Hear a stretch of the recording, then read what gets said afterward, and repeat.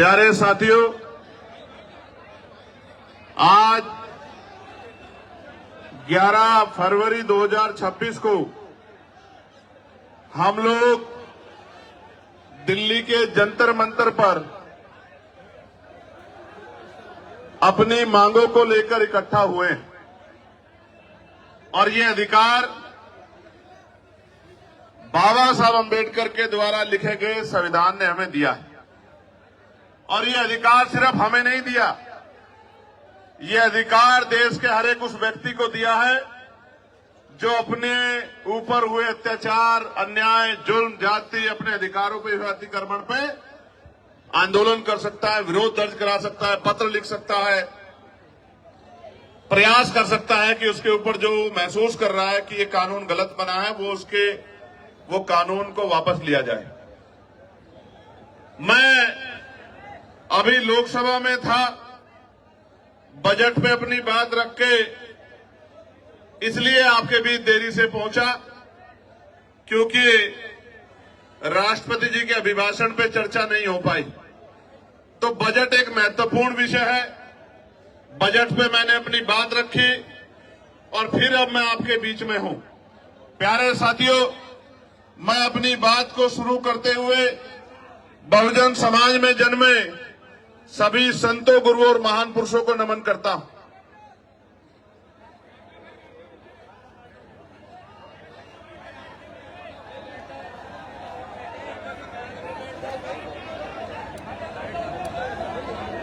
इसलिए नमन करता हूं क्योंकि मैं एक पढ़ा लिखा अधिवक्ता हूं, लोकसभा का सदस्य हूं, इस देश के इतिहास को जानता हूं और इतिहास से प्रेरणा लेकर ही आप अपने भविष्य को मजबूत कर सकते हैं, अपने वर्तमान को अच्छा बना सकते हैं। प्यारे साथियों, मैं सबसे पहले दिल्ली की पूरी टीम का बहुत बहुत धन्यवाद करूंगा कि उन्होंने इस महत्वपूर्ण विषय की गंभीरता को समझा और खुद से आगे बढ़कर निर्णय लिया कि हम यूजीसी के समर्थन में एक आंदोलन बुलाकर देश भर में ये संदेश देने का काम करेंगे कि हम सीना तान के कमजोर वर्गों के साथ खड़े हैं और हम अपने बच्चों की आने वाली जो है हमारी पीढ़ियां हैं उनके ऊपर किसी भी तरह का हमला बर्दाश्त नहीं करें। तो मैं और आप सब लोग दोनों हाथ उठा के दिल्ली की पूरी टीम को धन्यवाद करें कि उन्होंने ये हौसला जुटाया, उन्होंने ये हिम्मत जुटाई, उन्होंने हमें शक्ति दी, उन्होंने वैचारिक मजबूती को समझा और असल में उन्होंने सबसे बड़े इस दुख को समझा कि बहन पायल, भाई रोहित, बहन डेल्टा और तमाम हमारे बेटे बेटियों की जो शहादतें हुई हैं, संस्थानिक हत्या हुई है, आने वाली पीढ़ियों के हिस्से में ये जुल्म जाति ना आए। इसलिए मैं उनकी बड़ी सोच को भी बहुत बहुत धन्यवाद देता हूं। उसके बाद जिन साथियों ने ये मुमकिन कराया कि दिल्ली जैसे स्थान पे एक बड़ा आंदोलन हो, हमारी बात दूर तक जाए, जो जहां जहां से लोग पहुंचे हैं, मैं उन तमाम भाइयों का, बहनों का, बड़े बुजुर्गों का, अपनी पार्टी के बड़े नेताओं का, सबका धन्यवाद करता हूं।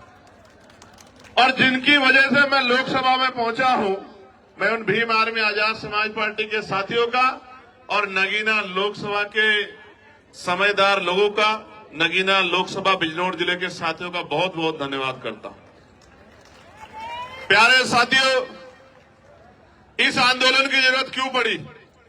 क्योंकि लोकतंत्र में अगर आप अपने ऊपर होने वाले अन्याय के विरोध में आवाज नहीं उठाते तो ये मान लीजिए कि ये आपके ऊपर मुस्तैद कर दिया जाता है, आपके ऊपर थोप दिया जाता है कि आप इस बात को स्वीकार करते हैं। प्यारे साथियों, आप याद करके देखिए, इस देश में हमें कुछ भी मांगने से नहीं मिला। हर चीज के लिए हमारे अपने बीच के लोगों ने, जिनको आज हम महापुरुष के रूप में मानते हैं, उन्होंने संघर्ष किया है, अपना जीवन बलिदान किया है, अपने बच्चों का बलिदान दिया है, उन्होंने अपना सुख चैन त्यागा है। उसके कारण आज इस देश में कमजोर वर्गों के लोगों को हक और अधिकार मिलने का काम हुआ। प्यारे साथियों, मैं आज उदाहरण देके बताऊंगा, जो भी डिबेट करना चाहता है मैं चैलेंज करके कहता हूं, जिस भी पार्टी के राष्ट्रीय अध्यक्ष में हिम्मत हो वो आजाद समाज पार्टी के राष्ट्रीय अध्यक्ष से डिबेट करे, डिबेट करे। मैं सामान्य डिबेट में इसलिए नहीं जाता क्योंकि आजकल चैनलों पे डिबेट का अस्त्र खत्म हो गया है। अपने स्वाभिमान सम्मान की रक्षा स्वयं करनी है, वहां कोई भी आके बैठ जाता है और कुछ भी कहने लग जाता है। हम इतने लोगों का प्रतिनिधित्व करते हैं, इसलिए हमारी जिम्मेदारी है कि हम अपने सम्मान की रक्षा भी स्वयं करें। इसलिए मैं चैलेंज करता हूं कि जिनका भी प्रतिनिधित्व लोकसभा में है, उस पार्टी का कोई भी राष्ट्रीय अध्यक्ष यूजीसी के विषय पे हमसे डिबेट करे, और जो कमजोर वर्गों के विषय उन पर डिबेट करे, मुसलमानों के विषय में डिबेट करे, ईसाइयों के विषय में डिबेट करे, सिखों के विषय में डिबेट करे, बौद्धिस्टों के विषय में डिबेट करे, कर्मचारियों के विषय में डिबेट करे, किसानों के विषय में डिबेट करे, दलितों पिछड़ों के हक अधिकारों के विषय में डिबेट करे, तो हम उनको जवाब देके बताएंगे कि हम जमीन से आए हैं, किसी नेता के पोते बेटे पोती बेटी नहीं है। हमें जमीन का पता है कि आज हालात क्या हैं और लंबे समय से हालात क्या थे। प्यारे साथियों, बड़े गौर से सुनो। नारे तो आप लगा रहे हैं तो बहुत दिनों से, लेकिन खाली नारे से बात नहीं आगे बढ़ेगी। प्यारे साथियों, मैं जानता हूं शिक्षा के दरवाजे किसी और ने नहीं खोले। अगर राष्ट्रपिता ज्योतिबा फूले प्रयास नहीं करते तो आज हमारे तन पे ये कपड़े नहीं आते।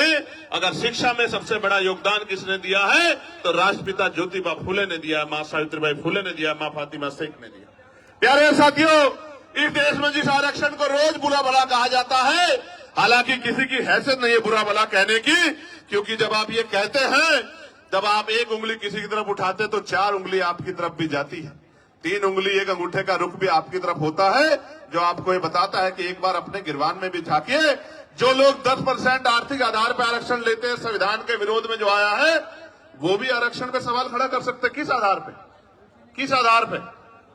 जो लोग सदियों से आरक्षण का लाभ लेते आ रहे हैं, तमाम संस्थानों पे काबिज हैं, जिन्होंने कमजोर वर्गों के लोगों को उनकी दुख तकलीफों के बाद, उनके भूखे पेट के बाद, जब उनकी बच्चों को तन ढकने का अधिकार नहीं था, जिन्होंने उनके आंसुओं के बाद भी, जिनके मुंह से एक शब्द भी हाय का भी नहीं निकला कि इनके साथ गलत हो रहा, वो हमसे सवाल कर रहे हैं। नहीं, आपको कोई अधिकार नहीं सवाल करने का। अगर सवाल करना चाहते हैं तो अपने अंदर पैदा करिए कि आपके अंदर न्याय की क्षमता है, आप न्याय प्रिय हैं, पहले साबित करिए, फिर आके सवाल कीजिए, हम आपके सारे सवालों का जवाब देंगे। प्यारे साथियों, आरक्षण क्या जाति के आधार पर मिलता है, आरक्षण क्षेत्र के आधार पर भी मिलता है। आप जाके देखो, जम्मू कश्मीर में आरक्षण क्षेत्र के आधार पर मिलता है। आप जाके देखो हिमाचल में आरक्षण क्षेत्र के आधार पर मिलता है। आप जाके देखो उत्तराखंड में आरक्षण क्षेत्र के आधार पर मिलता है। कौन कहता है जाति के आधार पर मिलता है? आरक्षण उनको मिलता है जो पीछे रह गए हैं, जिनका प्रतिनिधित्व कम है। और इस देश का मैं गारंटी से कहता हूं, कास्ट सेंसस करा के आप लोग डेटा उठा के लाइए, आइए डिबेट कीजिए और बताइए आपकी संख्या कम है। मैं गारंटी देता हूं, मैं चंद्रशेखर आजाद जो लोकसभा का सदस्य है और आजाद समाज पार्टी भीमान में कार्यकर्ता, मैं वचन दे कहता हूं, अगर किसी विभाग में आपका आरक्षण कम हुआ, चाहे वो विधानसभा हो या लोकसभा हो या कोई भी विभाग हो, अगर आपका आरक्षण, आपका प्रतिनिधित्व कम हुआ, मैं वचन देकर कहता हूं कि दलित पिछड़ों की लड़ाई को पीछे छोड़ के पहले आपकी लड़ाई लड़ने का काम करेंगे। इस बात का मैं आपको विश्वास दिलाता हूं। मैं संविधान को मानने वाला व्यक्ति हूं, न्यायप्रिय व्यक्ति हूं, इसलिए आपसे कह रहा हूं, तो मगर सच का सामना तो करना ही पड़ेगा। इस देश में अगर आरक्षण आया सबसे पहले तो 1902 में आया, जिसको छत्रपति साहू जी महाराज ने लागू किया, किसी और ने लागू नहीं किया। कुर्मी वंश के छत्रपति साहू जी महाराज ने लागू किया, उससे पहले तमाम न्यायप्रिय लोगों पे था अवसर, उन्होंने लागू नहीं। इस देश में अगर वोटिंग राइट मिला, इस देश के बहुसंख्यक लोगों को, बालिग लोगों को वयस्क मताधिकार मिला, सार्वभौमिक मताधिकार मिला, इसका श्रेय अगर किसी को जाता है तो वो बाबा साहब अम्बेडकर को जाता है। आपको इतिहास पढ़ना चाहिए। 1919 से पहले इस देश में बहुत कम % लोग वोट करते थे। मॉन्टेगो चेमफोर्ड सुधार समिति बनी और सुधार समिति ने नए पैमाने तय किए कि वोट देने का अधिकार उनको मिले जो जमींदार हैं, जो भूमि जिनके पास बड़ी संख्या में है, जो लगान देते हैं, जो टैक्स देते हैं, जो बहुत पढ़े लिखे हैं, जो पूंजीपति हैं, जिन पे व्यापार है।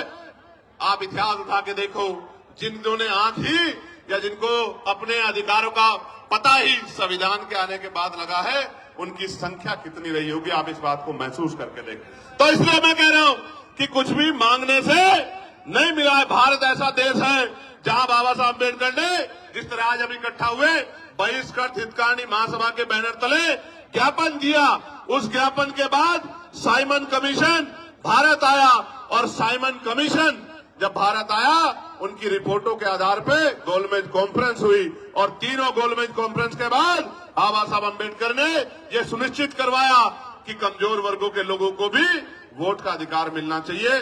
तब इस देश में, और आपको जान के खुशी होगी कि न्यायप्रिय चरित्र किसे कहते हैं, कि भारत पहला ऐसा देश है कि संविधान के लागू होने के साथ देश की महिलाओं को और गरीब और अमीर तमाम तबकों के लोगों को वोटिंग राइट मिलने का काम हुआ।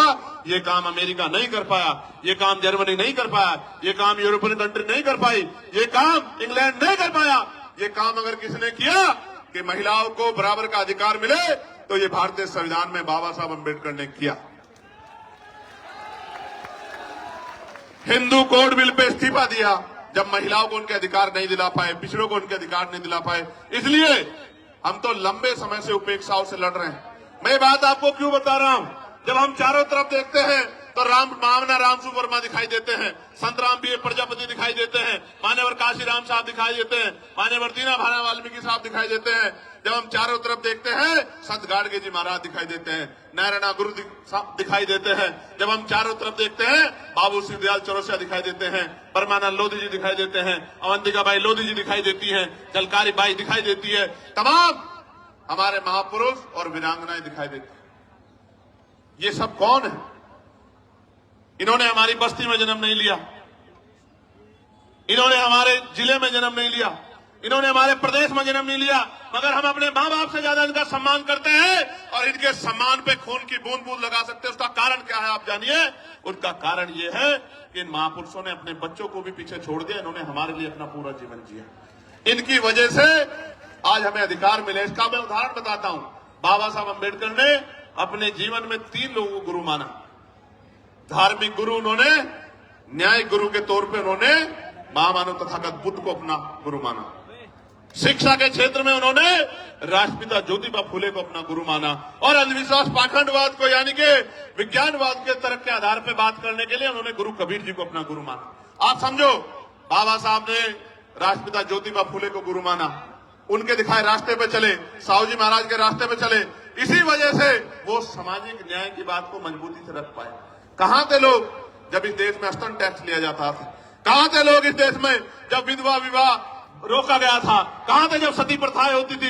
कौन खड़ा था इस बात को लड़ने के लिए जब महिलाओं को जिंदा जला दिया जाता था? वही महापुरुष खड़े थे जो समझते थे कि हर व्यक्ति के जीवन का मूल्य क्या है। प्यारे साथियों, बात मैं आपको क्यों बता रहा हूं कि हमारी पार्टी के नेता ये बात कर रहे थे कि भाई चंद्रशेखर आजाद पिछड़े वर्ग के लिए मैदान में आए, कोई नहीं आता। मैं उनको कहना चाहता हूं कि आप पिछड़े नहीं हैं, आप हमारे भाई हैं, हमसे पिछड़े हुए हैं। आप पिछड़े नहीं हैं, हम सब लोग पिछड़े हैं। आप हमारा परिवार हो, हमारे भाई हो, बस पिछड़े हुए हो, उन पिछड़ों को इकट्ठा करने के लिए हम लोग निकले। और आप ही नहीं, हर पीड़ित, शोषित, वंचित, किसान, कमेरा, वो चाहे बौद्ध हो, सिख हो, सामान्य जाति का भी कोई गरीब है, शोषित है, उसको भी हमारा अपना है, उसके लिए भी हम लोग खड़े हैं। मुस्लिम समाज के लोग, क्या हालत आज आपने देश में देखा? मजारें गिर रही हैं, खानकाहें तोड़ी जा रही हैं, मस्जिदों में बुलडोजर चल रहा है। और अयोध्या में क्या हुआ? जिस व्यक्ति पे आरोप लगा के उसका घर तोड़ दिया, उसको बंद रखा, कोर्ट ने उसको बरी कर दिया। अगर हिम्मत है तो मुख्यमंत्री माफी मांगे अपनी बात के लिए, जो बात उन्होंने असेंबली में खड़े होकर कही थी कि इस धर्म के लोग गुंडागर्दी करते हैं। मैं आपको खुद बताना चाहता हूं कि सब लोग पीड़ित हैं, सब लोग पिस रहे हैं। अभी एक नौजवान साथी मुझसे मिला, मुझसे कहने लगा भैया हमारा विषय उठाना। मैं पूछना चाहता हूं, सरकार न्यायप्रिय है तो आप मुझे बताओ, 2025 जुलाई में सरकार ने जवाब दिया कि सेंट्रल यूनिवर्सिटियों में पिछड़े वर्ग के professor, assistant professor, associate professor की 80% रिक्तियां है। कितने परसेंट? 80% रिक्तियां। आदिवासी समाज की 83% रिक्तियां और शेड्यूल कास्ट की, अनुसूचित जाति की 65% रिक्तियां। मैं पूछना चाहता हूं, कोई भी डिपार्टमेंट तभी तो चलेगा जब उसको चलाने वाले लोग होंगे। जिस डिपार्टमेंट में, जिस विभाग में 80% पद खाली पड़े हैं, वहां कौन हमारी पीड़ा को सुन रहा है जब हमारा आदमी वहां है ही नहीं? तो हमें न्याय वहां कहां से मिल सकता है? 45 सेंट्रल यूनिवर्सिटियों में 38 जो है, जो वाइस चांसलर है, कुलपति है, वो सामान्य जाति के हैं। हमारा विरोध ये नहीं है कि सामान्य जाति के हैं, हमारा विरोध ये है कि 45 में से 38 कितने परसेंट बैठता है कि SC ST OBC के लोगों में काबिलियत नहीं है? किस आधार पे आप ये बात कहना चाहते हो? एक SC का, एक ST का, 5 OBC समाज के जिनकी संख्या 52%, उनको 12% भी नहीं मिल रहा है, इसलिए आंदोलन करना पड़ता है, इसलिए यहां आना पड़ता है। हम तो जानते हैं, मैं आपको इस मंच से कह रहा हूं, फिर कह रहा हूं, याद करो फूले साहब को, याद करो साहू जी महाराज को, याद करो पेरियार को, याद करो रामसु वर्मा जी को, याद करो बाबू जगदेव प्रसाद कुशवाहा जी को, याद करो जगन्नाथ कपूरी ठाकुर जी को, याद करो ब्रह्मानंद लोधी जी को, याद करो संतराम BA प्रजापति जी को, याद करो शिवधराज चौरसिया जी को, याद करो। और मैं आपको भी कहता हूं, मुस्लिम समाज के मेरे भाइयों, कि अगर सर सैयद अहमद खान नहीं होते तो एक यूनिवर्सिटी भी आपके लिए नहीं बनती। आपको आइडिया नहीं है, कोई आपको पूछने वाला नहीं है। और अगर आपके लिए यूनिवर्सिटियां नहीं होती, आपको तालीम नहीं मिलती, तो आपको इस देश के सिस्टम में आने का मौका ही नहीं मिलता। जब आप डॉक्टर इंजीनियर IAS IPS वकील जज नहीं बन पाते, तो आपको कलम में ताकत नहीं होती, आप कहां से किसी का भला कर पाते? आप तो अपना भला भी नहीं कर पाते। आपने देखा, उनके बाद 2 लोगों ने यूनिवर्सिटी बनाने का काम किया, और दोनों के परिवारों का क्या हाल है? आजम भाई के परिवार का क्या हाल है आप देखो, और इकबाल भाई के परिवार का क्या हाल है सहारनपुर में, आपने देखा। अगर वो कोई व्यापारी को वो बना लेते तो कोई दिक्कत नहीं थी। यूनिवर्सिटी बना के पढ़ाओगे और उनको सिस्टम में लाओगे तो लड़ाई हो जाएगी, बस असल बात ही।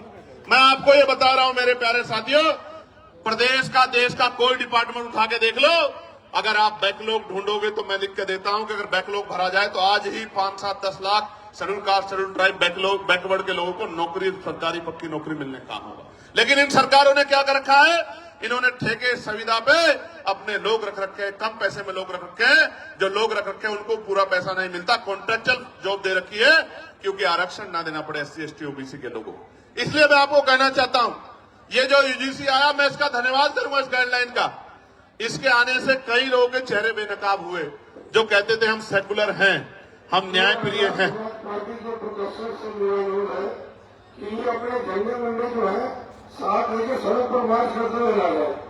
ये जो सम्मानित व्यक्ति बोल रहे हैं, मैं इनसे आग्रह करूंगा, जो एडमिनिस्ट्रेशन के लोग यहाँ हैं, मैं उनसे आग्रह करूंगा कि हमारे जो सीनियर लोग हैं, एक बार उनसे बात कर लें, ये बीच में ना अपनी बात को रखे और ये भाषा शैली सुधारे। झंडे वंडे नहीं होते हैं, ये झंडा हमारा सम्मान है। और इस बार अगर ये भाषा शैली नहीं सुधारेंगे तो फिर ये आंदोलन आज ही नहीं, अब आगे कल के लिए भी कह दूंगा और लोगों को अपील कर दूंगा, फिर देख लेना संभाल नहीं पाओगे इस तरह करोगे।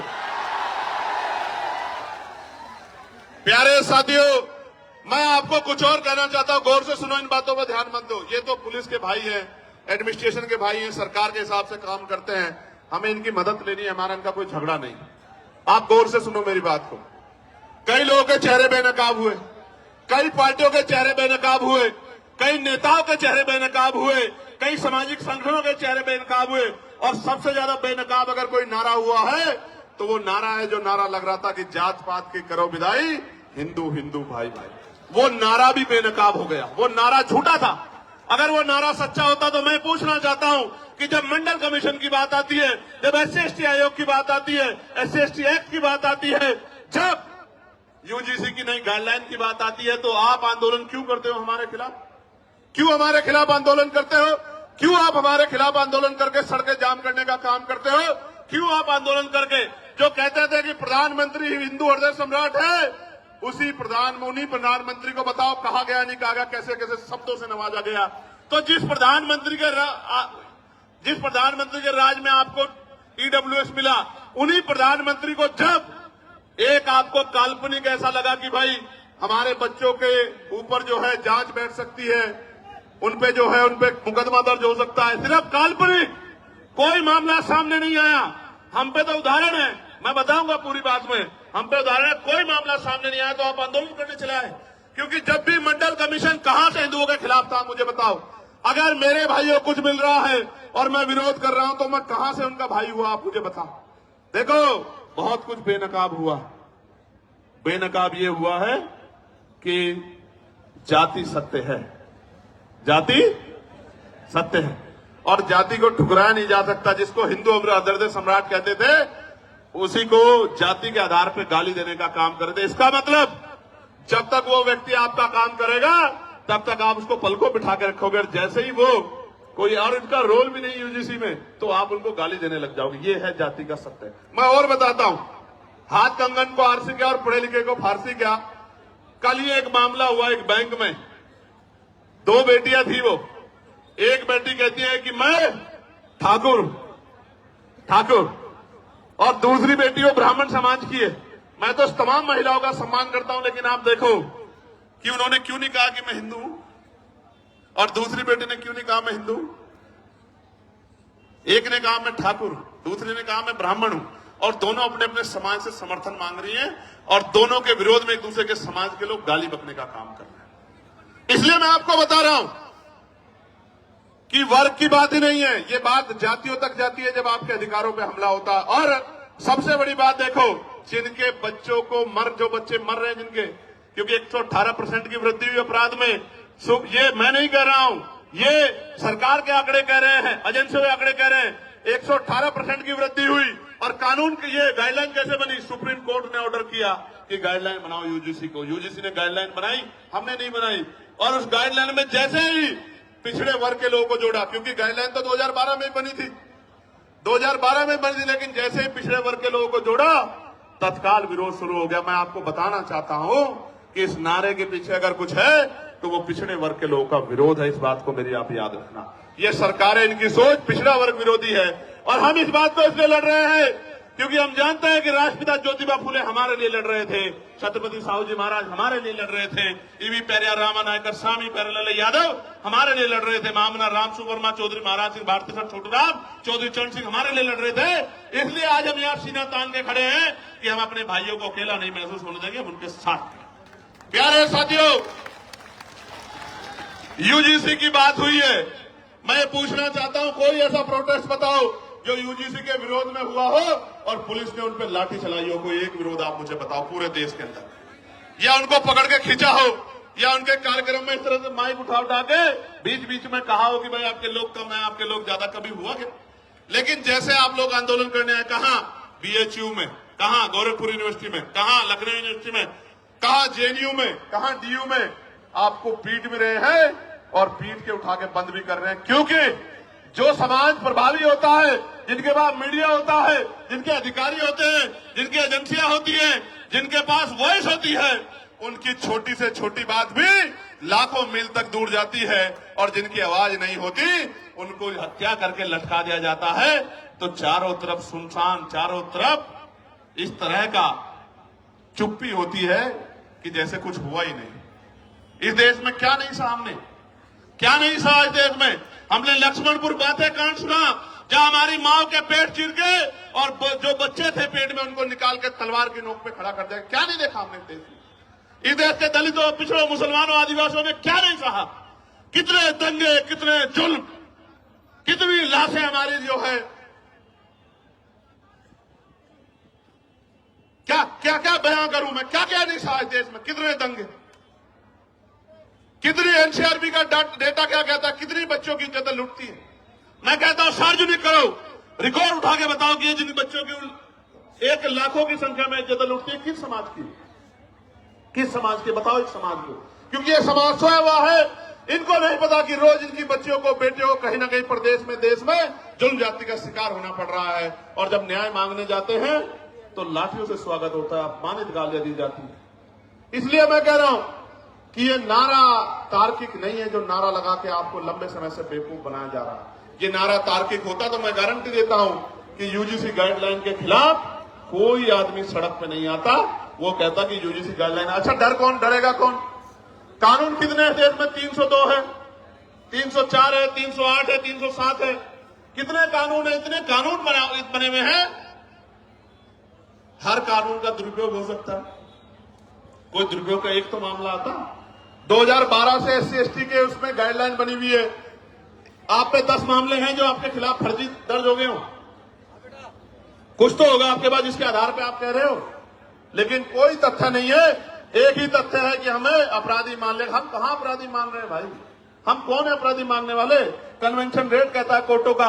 हम तो किसी को सवाल नहीं करते कि जब हाई जुडिशरी में, हाई कोर्ट में और सुप्रीम कोर्ट में हमारा रिप्रेजेंटेशन नहीं होता, हम तो तब भी सवाल नहीं करते। हम जैसा गूंगा बहरा कौन लोग होगा बताओ? कौन होगा? कौन होगा? हमसे ज्यादा सीधा सच्चा व्यक्ति तो इस देश में कोई भी नहीं होगा जो जुल्म भी सहता है और चुप भी रहता है। जानवर भी अपने हक के लिए लड़ते हैं, हम लोग तो अपने हक के लिए भी लड़ पाते। हमसे ज्यादा सीधा भोला कौन होगा? और इसी भोलेपन का फायदा लंबे समय से उठाया जा रहा है। प्यारे साथियों, इसका एक उदाहरण बताता हूं कि क्यों लड़ना पड़ता है। मध्य प्रदेश में 90 के बाद, जब मंडल कमीशन के बाद आरक्षण लागू हो गया पिछड़े वर्ग के लोगों को, तो आज भी वो भैया खड़ा है। 13% आरक्षण वहां जो संवैधानिक 27% मिला है, उसमें से भी 13% मिलता है। वो रोज आंदोलन करते हैं। यही सुप्रीम कोर्ट उस मामले को, फाइल को नीचे दबा के रखता है। क्यों नहीं सुनता? जब आपने एक दिन पहले पीआई दाखिल हुई और अगले दिन सुनवाई कर ली, तो हमें पीड़ा होती है कि जब 69,000 शिक्षक भर्ती का मामला उत्तर प्रदेश का सालों भर पड़ा रहता है कोर्ट में, जब 27% रिजर्वेशन का मामला सालों पड़ा रहता है और आप कभी सुनवाई नहीं करते हो। मेरे आज भी याद है जब डिमोशन हुए थे उत्तर प्रदेश में, एक पूर्व की सरकार थी, जब उनके निगरानी में डिमोशन हुए थे, इसी सुप्रीम कोर्ट ने कहा था कि पहले डिमोशन कराओ, उसके बाद हम सुनेंगे। मैं पूछना चाहता हूं, जब हमारे हकों की बात आती है तो क्यों चुप्पी थाम लेते हो आप? हम तो उम्मीद लगा के बैठे हो कि आप न्याय के देवता हो, आप न्याय की मूर्ति हो, आप न्याय करोगे। क्या ऐसा गाइडलाइन में जिसमें गाइडलाइन ना पड़ी हो? आप मुझे बताओ, क्या उसमें आर्थिक रूप से कमजोर वर्गों को उद्देशिका में नहीं जोड़ा गया? आर्थिक रूप से कमजोर वर्ग ईडब्ल्यूएस में सारे सामान्य जाति के बच्चे, तो कैसे सामान्य जाति के खिलाफ हो गया? इसमें महिलाओं को जोड़ा गया है, इसमें दिव्यांगजनों को जोड़ा गया है, कैसे किसी के खिलाफ हो गया? और कहा गया कि भाई इसमें नोटिफिकेशन में ये नहीं रखा कि सामान्य जाति के प्रतिनिधि होंगे। मैं कहता हूं 38 जब कुलपति सामान्य जाति के हैं तो आपका रिप्रेजेंटेशन कौन कम कर देगा? जब इतना बैकलॉग है ओबीसी, एससी, एसटी का, तो आप हमें तो गारंटी देता हूं, जो समता समिति बनेगी बनवा लो। ओबीसी के, एसटी के प्रोफेसर नहीं मिलेंगे आपको, असिस्टेंट प्रोफेसर, सीनियर प्रोफेसर मिलेंगे नहीं। आप, मेरा चैलेंज, आप चेक करवा लो। तो इसलिए मैं कह रहा हूं, प्यारे साथियों, मंडल कमीशन आया था, मंडल कमीशन 2 सिफारिशें लागू हुई, अभी बाकी सिफारिशें चूकित हुई। कभी कोर्ट को नहीं लगता कि ये सिफारिशें लागू होनी चाहिए, कभी नहीं लगता, कभी नहीं लगता। और निजी क्षेत्रों में हम लोग पार्लियामेंट में बिल लेके आए, प्राइवेट मेंबर बिल, की निजी क्षेत्रों में एससी, एसटी, ओबीसी के लोग आरक्षण मिलना चाहिए। क्यों मिलना चाहिए भी सुनो। निजी क्षेत्र बनता कैसे है? निजी क्षेत्र इस तरह बनता है कि सरकार जमीन देती है, 1 रुपए लीज पे हजारों बीघा जमीन, फिर उसको लोन देती है, फिर टैक्स में छूट करती है। इस तरह की छूट वो किसानों को, मजदूरों को, गरीबों को, अल्पसंख्यकों को, मुसलमानों को, आदिवासियों को नहीं देती। इतने सब प्रावधानों के बाद तब जाके वो प्राइवेट सेक्टर बनता है।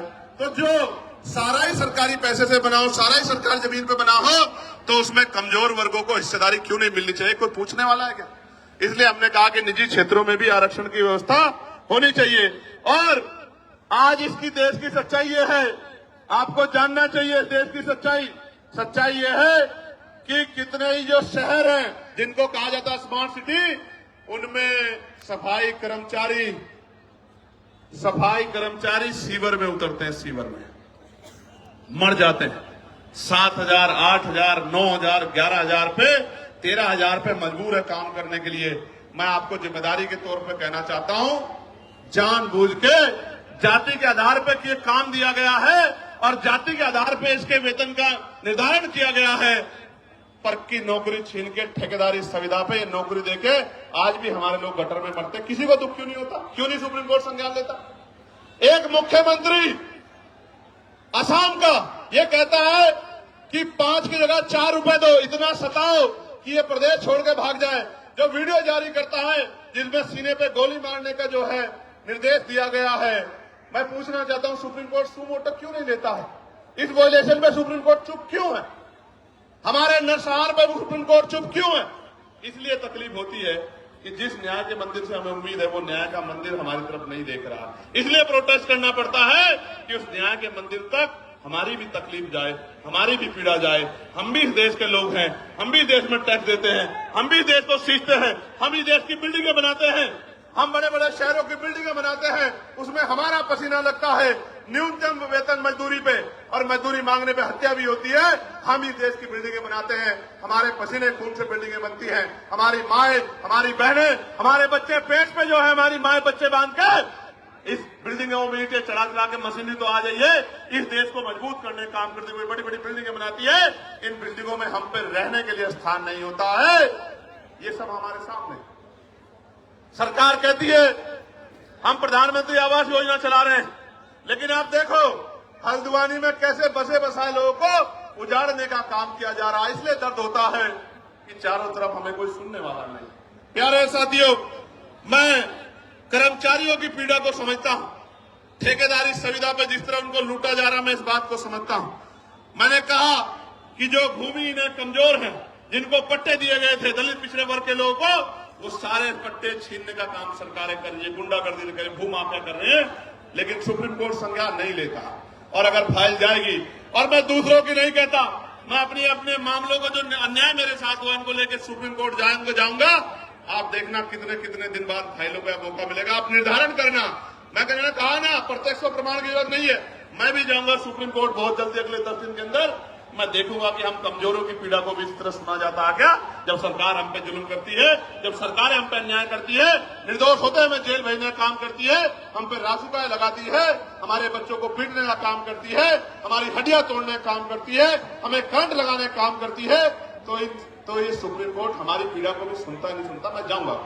प्यारे साथियों, आज इस देश में शिक्षा बाजार बन गई है, शिक्षा बाजार बन गई है। गरीब आदमी अपने बच्चों को अच्छी पढ़ाई नहीं दिला सकता, कोई पूछने वाला नहीं है। बच्चे पढ़ेंगे नहीं तो आगे कैसे जाएंगे? और जो चला जाता है वो हिंसा का शिकार हो जाता है, जातीय भेदभाव का शिकार हो जाता है। मैं दूर नहीं जाता, कहते हैं ना कि भाई उदाहरण की जरूरत पड़ती है। मीडिया के साथी यहां हैं। वर्ष 2012 में वर्धमान जो अब सफदरजंग है, महावीर मेडिकल कॉलेज में SC/ST समुदाय के MBBS कर रहे छात्रों को फिजियोलॉजी के लिखित टेस्ट में जाति देखकर जानबूझ के फेल किया गया। आरोप लगे, जांच हुई और आपको जान के अचरज होगा, छात्रों की शिकायत पे जब दर्ज हुई, सरकार ने कमेटी बनाई जिसका नाम था मुंगेकर कमेटी।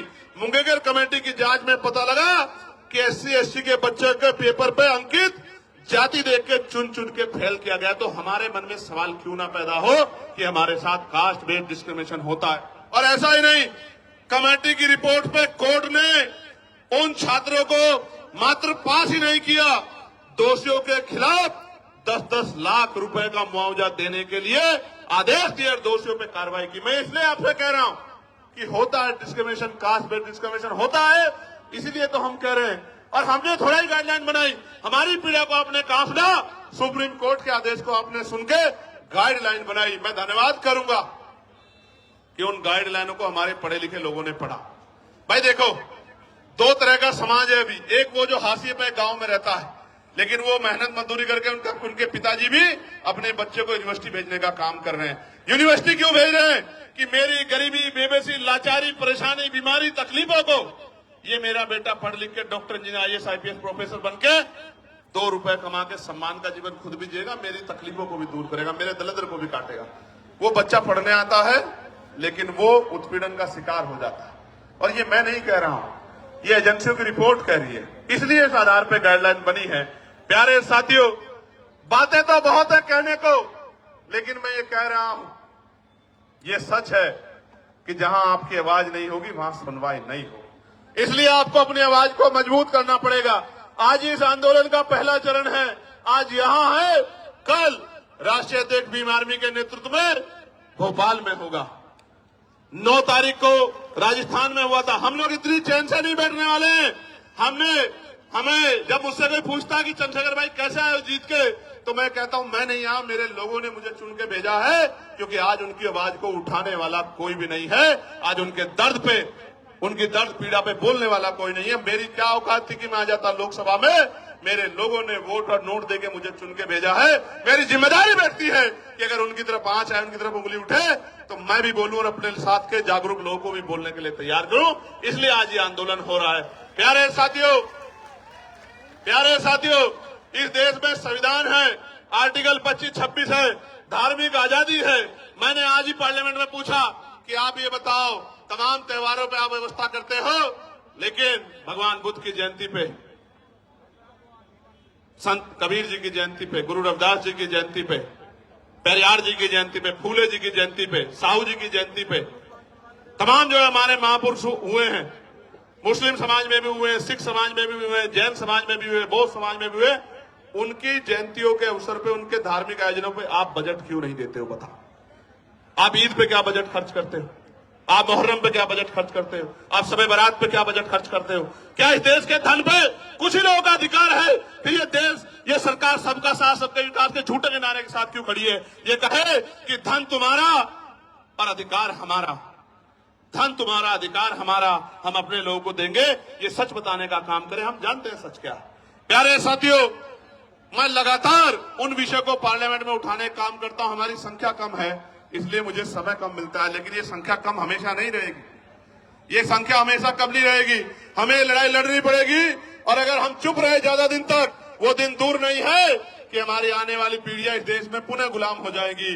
गुलामी की बेड़ियां काटने के लिए हमें संघर्ष करना पड़ेगा, और क्रांति की ज्वाला में अपना बलिदान देने के लिए सतत तैयार रहना पड़ेगा, क्योंकि महापुरुषों ने संघर्ष किया था तो हम लोगों को अवसर मिला है, और अगर आज हम लोग संघर्ष करेंगे तो आने वाली पीढ़ियों को अवसर मिलेगा। और अगर हम लोगों ने चुप्पी थाम ली, निजी स्वार्थों में चुप हो गए, जिस तरह हमारे कुछ नेताओं ने अपने लोगों का हाथ छोड़ के और ये कहा कि भाई हम इनके साथ है, मैं कहना चाहता हूं आपको सबके साथ रहना चाहिए, लेकिन गलत को गलत और सही को सही तो कहना चाहिए। अगर गलत होता तो मैं भी उनकी बात करता, लेकिन जब गलत नहीं है तो सिर्फ वोट के लिए आप उधर चले गए। जब आप पावर में नहीं हो तो आज आप उधर जाके खड़े हो गए हो, कल आप पावर में होंगे तो मैं कैसे उम्मीद करूं कि आप हमारे लोगों के बारे में सोचोगे। ये बहुत बड़ी चिंता हमारे समाज के सामने, हम गरीब, कमजोर, दलित, पिछड़े मुसलमानों के सामने देश में आ गई। प्यारे साथियों, चारों तरफ अंधेरा है, चारों तरफ चुप्पी है, सब लोग आंखें बंद करके बैठ गए हैं। ऐसे दौर में अगर हम लोगों ने भी आंखें बंद कर ली तो मैं लिख के देता हूं कि लड़ने की हिम्मत टूट जाएगी। मेरी बात को आप याद रखें। जब मैं ये लड़ाई लड़ रहा हूं, आपको नहीं पता इसके बाद मुझे क्या मिलेगा।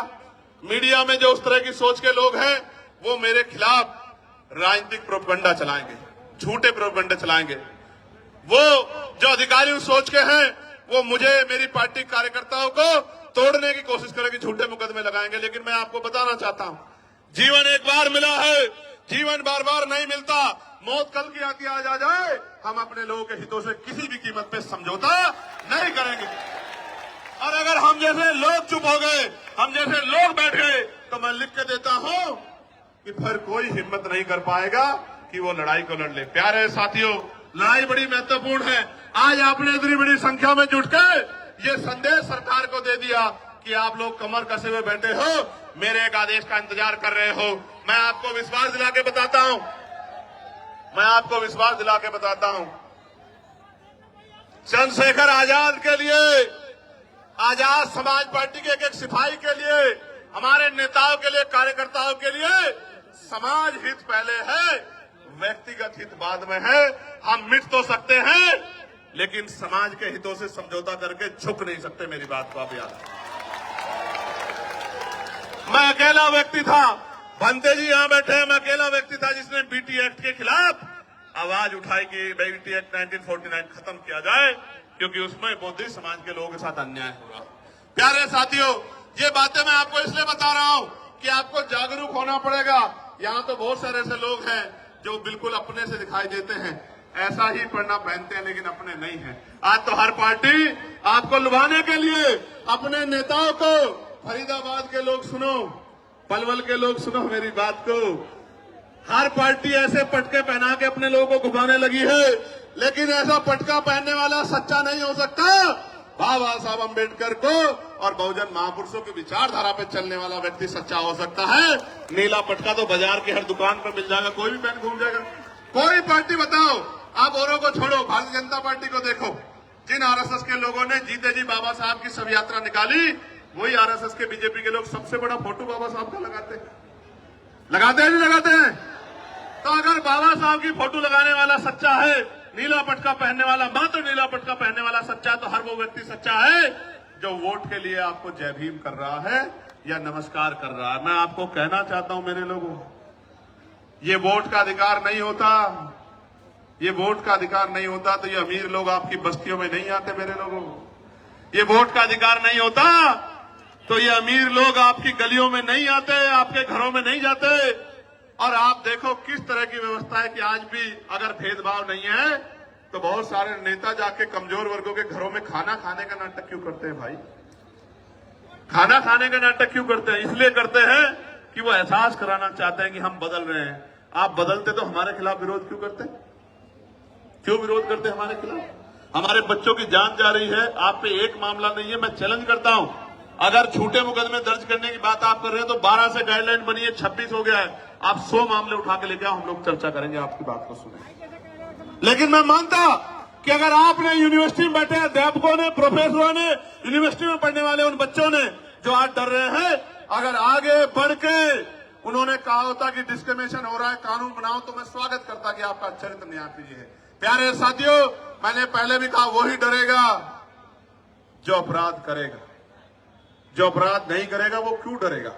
मैंने कहा कि जो अपराध नहीं करना चाहते वो बच्चे पढ़ रहे हैं, क्योंकि इस देश के मीडिया के चैनलों में हमने सुना जब किसान आया था तो किसान नहीं आया था, खालिस्तानी आए थे, खालिस्तानी। जब एनआरसी का आंदोलन चल रहा था तो मुसलमान नहीं लड़ रहा था, जैन सिंह बोध नहीं लड़ रहा था, पता नहीं क्या क्या नाम दिए गए थे। जब अपने हकों के लिए दलित पिछड़े आते हैं, आदिवासी आते तो नक्सली कहा जाता है। इसलिए मैं इस टीवी को सुन के ही समझ आता है कि जो अभी कुछ दिन पहले आंदोलन कर रहे थे वो आंदोलनकारी नहीं थे, वो आंदोलनकारी नहीं थे, क्योंकि जो जिनको पढ़ना है वो तो पढ़ रहे हैं।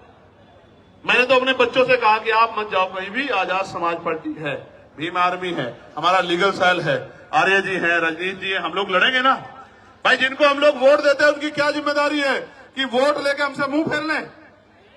फिर हमारे लिए लड़ने की जिम्मेदारी किसकी है? आंदोलन करने की जिम्मेदारी किसकी है? सरकार से सवाल पूछने की जिम्मेदारी किसकी है? विरोध प्रदर्शन करने की जिम्मेदारी किसकी है? और अगर ये काम नहीं कर रहे हैं तो वो हमारे नेता नहीं हो सकते हैं। अगर अपने हमारे बच्चों को लड़ने के लिए आना पड़ा तो हमारे नेताओं को शर्म आनी चाहिए। तो इसलिए मैं उन बच्चों को विश्वास दिलाने के लिए, जो पढ़ रहे हैं जेएनयू में, डीयू में, जो पढ़ रहे हैं पटना यूनिवर्सिटी में, जो पढ़ रहे हैं लखनऊ यूनिवर्सिटी में, प्रयागराज यूनिवर्सिटी में, बीएच यूनिवर्सिटी में, उत्तराखंड, उन सब बच्चों को ये बताने के लिए आया हूं कि हमारे लिए राजनीति बाद में, समाज हित पहले, अपने बच्चों का भविष्य पहले। हम अपने बच्चों को विश्वविद्यालय में मरने नहीं देंगे, इसलिए हम लोग आज मैदान में जंतर मंतर पे खड़े। प्यारे साथियों, मुझे साथियों ने आते बताया कि कुछ लोग उल्टे सीधे सवाल पूछ रहे हैं। मैं आपको कहना चाहता हूं, इन उल्टे सीधे सवालों से देखो, अपने ही 4 आदमी वो लेके आएंगे और अपना एक कैमरा और वो लेके आएंगे और उनके आगे कर देंगे और उनसे उल्टे सीधे सवाल पूछेंगे, वो उल्टे सीधे जवाब देंगे। इन बातों से अब हम लोग सोशल मीडिया समझदार हो गए। अब ये बातें चलने वाली नहीं, अब ये बातें किसी मोर्चे पे चलने वाली नहीं है। मैं ताजा उदाहरण बताता हूं आपको, मैं कहना नहीं चाहता था मगर बताता हूं, पता लगना चाहिए आप लोगों को। मैं पिछले 20-25 दिन से सहारनपुर नहीं गया, क्योंकि लगातार मैं अपने लोकसभा क्षेत्र के मुद्दों को उठाने के लिए पार्लियामेंट में कोशिश कर रहा हूं। और इस बीच में हमने रैलियां की, आगरा की रैली की, फिर हमने कन्नौज की रैली की, फिर हमने 8 तारीख को संत कबीरनगर की रैली की। तो एक घटना मेरे जिले में घटी, जहां शोभा यात्रा निकालने के लिए परमिशन को लेकर विवाद हुआ। अब उन बच्चों से कहलवाया गया कि भाई चंद्रशेखर भाई ने मदद नहीं की। पहली बात तो बच्चे मुझे कभी मिले ही नहीं, ना मैं छुटमलपुर जाता हूं। मैं जहां से जाता हूं तो अपनी जिम्मेदारी अदा करने के लिए नगीना जाता हूं, नगीना से निकलता हूं तो देश भर में जाता हूं। मैं कभी आराम करने छुटमलपुर जाता नहीं, तो बच्चे मुझसे कभी मिले ही नहीं। वो मुझे कुछ बताते तो मैं उनके लिए लड़ता, हल करने के लिए कोशिश करता। हालांकि कोई ऐसा थोड़ा जो मेरी बात टाल दे वहां, आप समझ रहे हो भाई। राजनीतिक रूप से भले ही मैं वहां बहुत मजबूत नहीं, लेकिन सामाजिक रूप से इतना मजबूत हूं, मैंने इतना काम किया, किसी को भी कह दूंगा वो अपनी नाक नीची करके मेरी बात को मान लेगा, इतना दम मैं रखता हूं।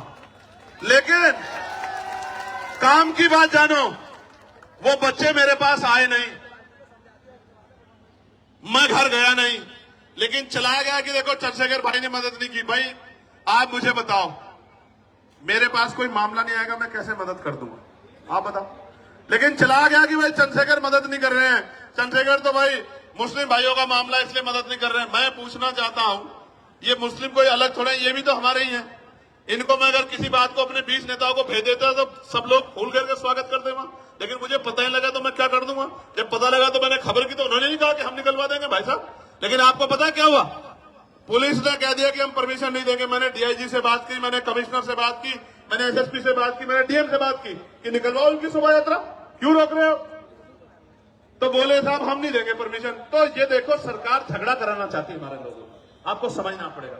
और मैं समझता हूं कि मेरी लड़ाई शोभा यात्रा तक सीमित नहीं है। मेरी लड़ाई तब तक जारी रहेगी जब तक आपको स्वाभिमान सम्मान का जीवन नहीं मिलता। मेरी लड़ाई तब तक जारी रहेगी जब आपको हक अधिकार नहीं मिलते। मेरी लड़ाई तब तक जारी रहेगी जब तक आपकी जेब में पैसा नहीं आता। मेरी लड़ाई तब तक जारी रहेगी जब तक आपके भी टूटे फूटे मकान ऐसे नहीं बनते जैसे दूसरे लोगों के हैं। मेरी लड़ाई तब तक जारी रहेगी। इसलिए मैं तो इस देश में हक अधिकार की लड़ाई लड़ रहा हूं। जो लोग मेरा मुकाबला नहीं कर सकते, आजाद समाज पार्टी भीम आर्मी के नेताओं का मुकाबला नहीं कर सकते, वो जानबूझ के इस तरह के षड्यंत्र करके तमाम तरह की चीजों के प्रयास करते हैं। मैं उनको कहना चाहता हूं, खूब प्रयास करो, समय बदल गया है। उत्तर प्रदेश में आने वाला समय आजाद समाज पार्टी काशीराम का है। मेरी बात को आप याद रखें। और सिर्फ उत्तर प्रदेश में नहीं है, सिर्फ उत्तर प्रदेश में नहीं है, हरियाणा में, मध्य प्रदेश में, राजस्थान में, उत्तराखंड में, मैं कहना चाहता हूं दिल्ली में, बिहार में, झारखंड में, जो उत्तर भारतीय क्षेत्र में, कहना चाहता हूं डंके की चोट पे कि अगले 5 साल बाद आजाद समाज पार्टी राष्ट्रीय पार्टी होगी। मेरी बात को आप याद रखें,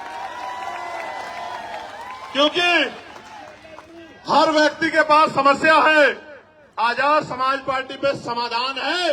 इसलिए सब लोग एडी चोटी का जोड़ लगा के सुबह शाम षड्यंत्र करते रहते हैं।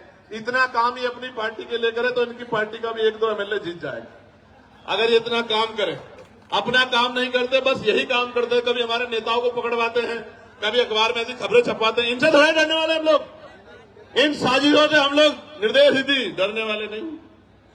याद रखना मेरी बात, इनसे नहीं डरने वाले हैं, इन साजिशों से डरने वाले। लेकिन वचन देके दिल्ली से कह रहा हूं आपको, हम प्रथम और अंतीय भारतीय हैं।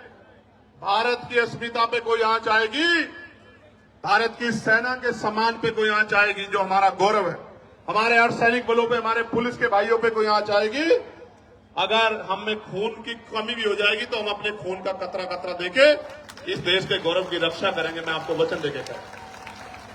हमारी लड़ाई किसी जाति से नहीं है, किसी धर्म से नहीं है, हमारी लड़ाई अधिकारों की है, हमारी लड़ाई सामाजिक न्याय की है, हमारी लड़ाई भाईचारा कैसे बनेगा।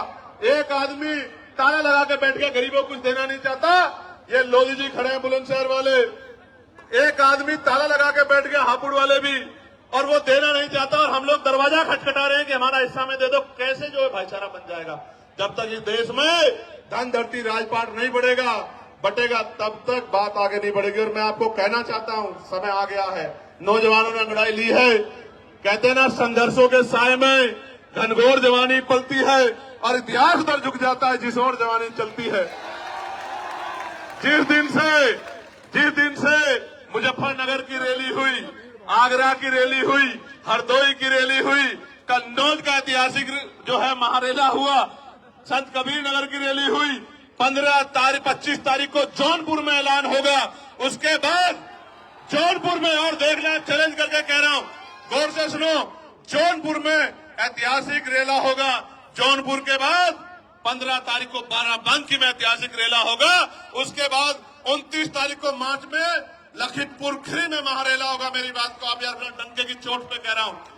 और रंजन साहब, आप भी सुनो, आपने नहीं देखा होगा कि 2 दिन पहले ग्राउंड बदल दिया जाता है, 2 दिन पहले परमिशन नहीं देते हैं। जिस तरह के गुंडा तंत्र से हम लोग लड़ रहे हैं, कोई लड़ नहीं सकता।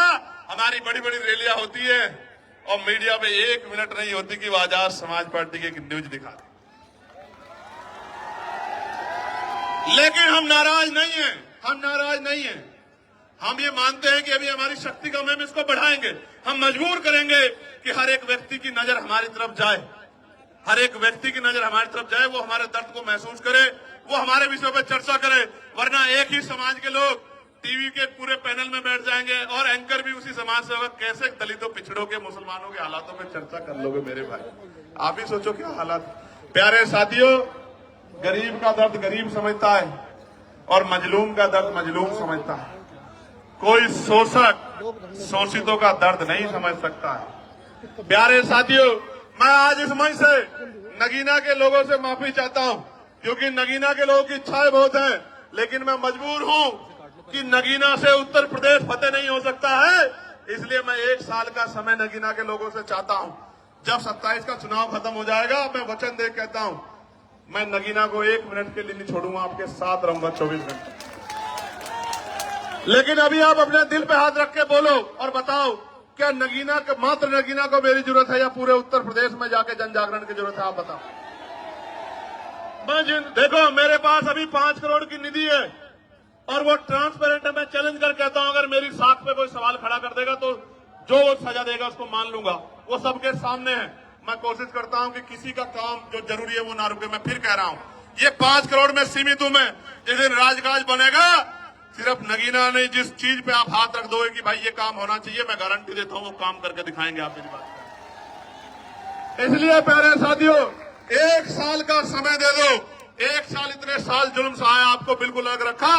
1 साल का समय दे दो। 1 साल के बाद आपकी तरफ एक भी शिकायत की सुई नहीं आने देंगे। इस बात का मैं आपको विश्वास करता हूं। प्यारे साथियों, शामली भैंसवाल के लोग धरने में बैठे हैं। कुछ लोग यहां भी आए हैं हमारा समर्थन करने। मैं उनका बहुत समर्थन करता हूं। उनकी जो मांग है आप बताइए, हम लोकसभा के पटल पे भी उठाने का काम करेंगे और उनको जाके मजबूती देने का भी काम करेंगे। प्यारे साथियों, अंत में जब मैं अपनी बात को खत्म करूंगा तो मैं आपसे भी कुछ उम्मीद करके आया। बताओ, मेरी मदद करोगे नहीं करोगे? और मेरी मदद का मतलब क्या है? सुनो, मेरी मदद यानी कि आपकी खुद की मदद। गौर से सुनना। आज हमने, किसी को नहीं पता था हमारा प्रदर्शन यहां होता है तो पूरा कनॉट पैलेस, पूरा ये क्षेत्र जाम हो जाता है। इस बात को पूरा प्रशासन, पुलिस जानती है। आज हमने चुनिंदा लोगों को, ये भी हजारों हजार संख्या में हो गए हैं, अलग अलग स्टेट से बताया कि उनको जाकर किस तरह लड़ाई लड़नी है। राजस्थान के कुछ साथी दिख रहे हैं, हरियाणा के कुछ साथी दिख रहे हैं, यूपी के कुछ साथी दिख रहे हैं, मध्य प्रदेश के कुछ साथी दिख रहे हैं, इसी तरह उत्तराखंड के साथी भी दिख रहे हैं। दिल्ली का तो बारंबार हम लोग धन्यवाद करते हैं। बिहार के साथी दिख रहे हैं। मैं आपको ये कहना चाहता हूं, गौर से सुनो, मैं आपको ये कहना चाहता हूं, अंत में गौर से सुनो, मैं आपसे क्या चाहता हूं। आप यहां से जब घर लौटो तो इस बात को समझो कि political power is the master की। जब तक राजनीतिक सत्ता हमारे पास नहीं होगी तो हमारे हितों में फैसले नहीं होंगे, पॉलिसियां नहीं बनेगी। मैं आपसे, आप उससे मेरे खून का कतरा कतरा ले लो फौजी साहब, लेकिन मैं आपसे आग्रह कर रहा हूं कि गली मोहल्लों में जाके अपने वोट को संगठित करके अपनी ताकत 2027 में उत्तर प्रदेश के अंदर बना। और मैं बड़ी बात नहीं कह रहा हूं श्री जी, एक मौका आप आजाद समाज पार्टी काशीराम को मिलने दो। मैं वचन देके कहता हूं, विश्वास से कहता हूं, पूरी हिम्मत से कहता हूं कि जो लोग आज हमारे साथ नहीं है वो भी ये कहेंगे कि हम उसका विरोध भले ही कर सकते हैं, उस पार्टी का, उसकी पॉलिसी का, लेकिन उनका काम में मुकाबला नहीं कर सकते। ऐसा काम करके दिखाएंगे। मेरी बात को आप याद रखें। प्यारे साथियों, मैं पुलिस के भाइयों का बहुत धन्यवाद दूंगा। एड्रेस मुझे भी नहीं पता अभी है। 1 मिनट, एक आदमी को बोलना तो। आजमगढ़ वाली होगी, अभी बाद में देंगे आजमगढ़ को मौका। अभी आप ये सुनो, 25 तारीख को जौनपुर में कार्यक्रम है, रैली, एक बात। और 25 तारीख के बाद 15 तारीख को, 15 मार्च को रैली है बाराबंकी लखनऊ के पास, और 29 मार्च को है लखीमपुर खीरी, और 5 अप्रैल को है। उत्तराखंड के साथियों को भी मौका दिया है कि वो भी अपनी शक्ति को इस बार दिखा दें। बहुत दिन हो गए हैं उनको भी क्योंकि इस बार उत्तराखंड से भी हमारा प्रतिनिधित्व आने वाला है, ऐसा भी मेरा विश्वास है। प्यारे साथियों, आप यहां जुटे हो, बड़ी ताकत दी आपने आके, इतनी छोटी कॉल पे इतनी मजबूती से आपने आंदोलन किया। 500 लोगों के आंदोलन को 50 बार टीवी में दिखाया जाता है, 5 लोगों के आंदोलन को ब्रेकिंग न्यूज में दिखाया जाता है। आशा और उम्मीद है कि आज आपकी तरफ भी मीडिया की निगाह जाएगी, ऐसा मेरा विश्वास है। भले ही वो निगेटिव वे में जाए, भले ही वो निगेटिव वे में जाए, भले ही वो ये कहे कि बहुत शोर शराबा था, नौजवान पेड़ों पे चढ़ गए थे, पुलिस बार बार रोक रही थी, इस तरह की सारी बात करें, लेकिन कभी कभी आपके खिलाफ जो साजिश होती है उससे भी लोकतंत्र में आपका प्रचार होता है, तो इससे घबराने की जरूरत नहीं। प्यारे साथियों, ऐसे मुट्ठी बंद करो मेरे साथ सब लोग, जहां तक मेरी आवाज जा रही है मुट्ठी बंद करो। जय भीम, जय भारत, जय संविधान, जय मंडल, जय जोहर। आवाज दो, आवाज दो। यूजीसी गाइडलाइन लागू करो, कुर्सी खाली करो, यूजीसी गाइडलाइन लागू करो, कुर्सी खाली करो, बाक लोग भरो, बाक लोग भरो, कुर्सी खाली करो, किसानों को एमएसपी की लीगल गारंटी दो, वरना कुर्सी खाली करो, निजी क्षेत्रों में एससी एसटी ओबीसी को आरक्षण दो, वरना कुर्सी खाली करो, प्रमोशन में रिजर्वेशन एससी एसटी ओबीसी को लागू करो, वरना कुर्सी खाली करो, पुरानी पेंशन बहाल करो, गरीबों की जमीन लूटना सरकारें बंद करें। बंद करो, बंद करो। एक अंतिम बात, यूजीसी पे सरकार का पक्ष भी आपको जानना चाहिए। शांत होकर सुनो भाई, बहुत इंपॉर्टेंट है बात।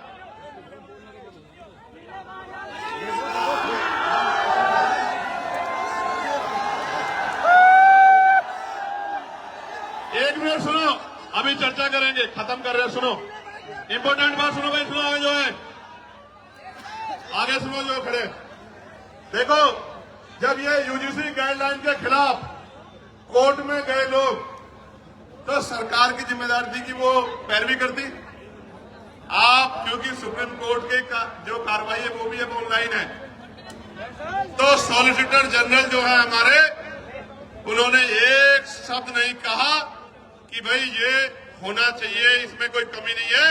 अगर वो बोलते तो मानते सरकार इस पक्ष में थी। गौर से सुनो, क्योंकि जब किसानों के खिलाफ कानून बने और किसान आए कोर्ट में, तो सॉलिसिटर जनरल की खूबियां गिना रहे थे, 370 पे खूबियां गिना रहे थे, 3 तलाक पे खूबियां गिना रहे थे और तमाम कानूनों पे खूबियां गिना रहे थे। लेकिन यूजीसी की गाइडलाइन पे जब रोक लग रही थी, तो जेब में हाथ डाल के खड़े थे। मुझे बड़ी तकलीफ होती है कि जिनको हम रहनुमा समझते हैं वही हमें मारने के पीछे तले। और बाजों की तरफ मत देखो, कल ये विरोधी लोग कहेंगे कि ये बाज भी चंद्रशेखर ने पाल लिए हैं, ये बाज भी चंद्रशेखर जी की मदद करने के लिए पहुंच जाते। भाई मैंने किसी को नहीं कुछ भी कहा है, मैं तो प्यार बांटने के लिए निकला हूं, लोगों को जोड़ने निकला हूं। अगर इंसानों के साथ पक्षी भी जुड़ रहे हैं तो मैं क्या कर सकता हूं मेरे भाई को। प्यारे साथियों, मैं पुणे दिल्ली की पूरी टीम का बहुत बहुत धन्यवाद करता हूं, बहुत बहुत धन्यवाद करता हूं। भाई